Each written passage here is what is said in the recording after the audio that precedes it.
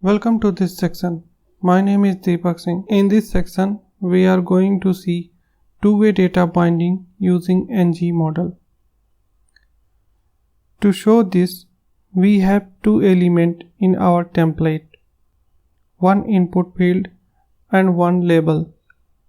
Here the syntax is parenthesis inside a square bracket with ngModel. It's also called banana in the box. In Angular, a square bracket used to bind properties and this take data from component, and parentheses used to bind events, but here we use two-way data binding, so we use both. This will be equal to our property name. Here our property name is username and username will be equal to Deepak. We will also pass this username to template using interpolation. So in double curly braces we use the property username. Now save the file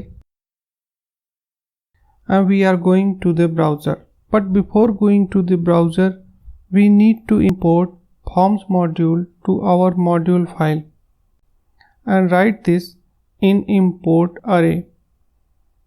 Now save all the files and now come to the browser.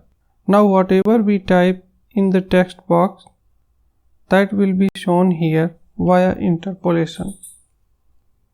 So here, hello everyone, this text is coming from component also.